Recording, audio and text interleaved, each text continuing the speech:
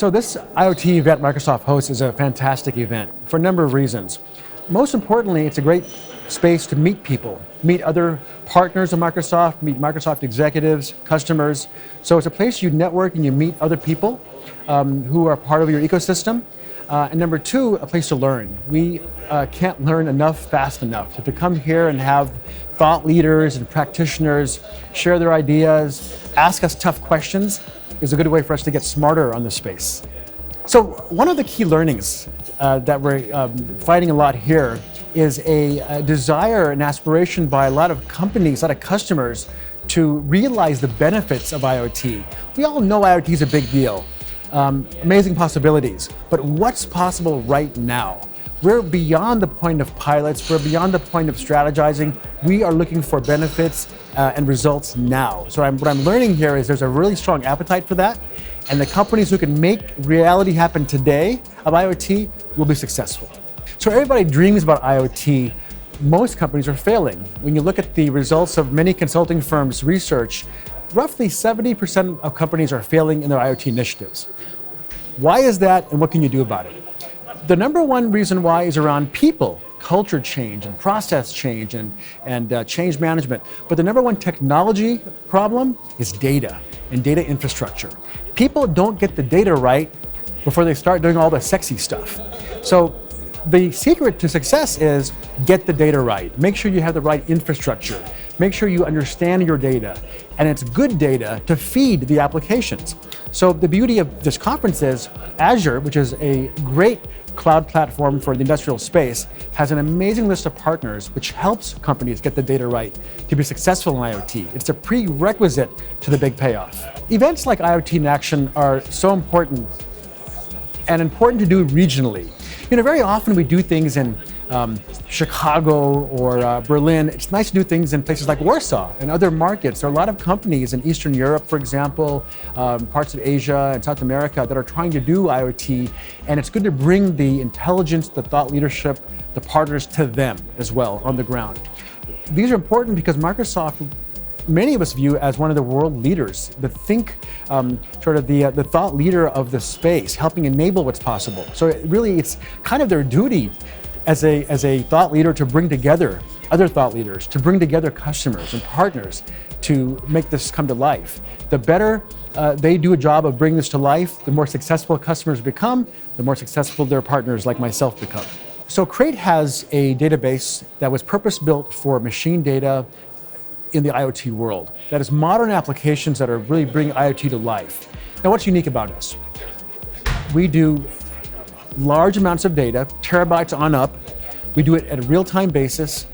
We do it in a very scalable way. Now, everybody says things like scalable. How are we different? Our scalability, because of our share nothing architecture, essentially you turn on expansion, you just turn it on. So imagine this, imagine you have a house and you want to add on a fifth bedroom. In the legacy world of databases, you got to break down the walls of the house and put on new additions to make a fifth bedroom. In our world, you turn on a switch. There it is. So scalability is literally at your fingertips versus changes in architecture and heavy lifting.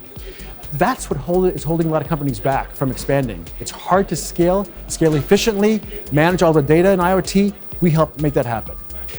Yes, we have a demo and we can see that kind of stuff, but really that's not important. Important is the conversation. How do we help companies succeed? What role do we play? It's a very simple role. Most industrial companies are struggling with taking lots of data, making sense out of it quickly, in a timely basis to deliver value. That's what we do for a living. We help companies do that. And to understand the use cases, understand why it's a problem, today we're doing that. We're telling our story. We're talking to companies that have this challenge, to helping them figure out, based on our own experiences and our case studies, how we can help them. Microsoft is our most important partner. We built our solution on Azure, and then we were present on the Azure marketplace. And now you can actually buy Crate software through a customer subscription. Made it very easy to buy. So we're betting heavy on Azure. Why? Because Azure and Microsoft really have the biggest presence and the most effective presence in the industrial space. They are a standard. And for us to be successful, we know that it has to be a very, very effective and solid Azure partnership. Why it's so important to us beyond the technology part is that Microsoft has really the mind share of the CIO, the mind share of the technical people in the industrial space, and that's a great benefit to us. So where is IoT going in the next 3 to 5 years? Well, I'm not smart enough to predict that with a lot of accuracy because things change really that fast. But let's look backwards a bit. 3 to 5 years ago, we were talking about the possibilities of IoT. What could IoT do? And we were dreamt big. A couple years ago, we started doing a lot of pilots and POCs, and they were interesting science projects. Well, now we're beyond that. Now companies are doing large-scale projects all around the world in factories and supply chains, and many finding some great benefits.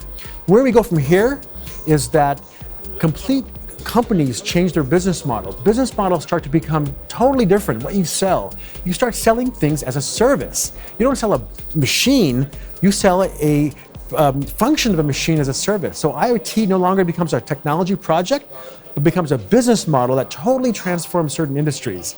So the companies that are being successful today doing scalable projects are the ones that are going to actually drive an industry to an IO-driven business model successfully in the future. There's some buzzwords out there like AI and machine learning that I use very often. Sometimes I get beaten up for it, sometimes people love me for it. Here's the reality. These are buzzwords and they're tools. There's nothing magical about AI. It's another tool that should be used for some business value. So, we use these kind of tools in our company to essentially make our product better, make it more effective, make it faster. That's what we use it for. But as much as I love AI, as much as I love machine learning as a technology intellectually, I am not sort of proposing the use of it unless there's real business value. So we're very careful about it. We don't use it because it's cool. We use it because it's effective. And that's how people should be thinking about these things. Don't get lost in the buzzword. Really study the business value of AI and how does it help your software or hardware or use case deliver more value, and then you should use it.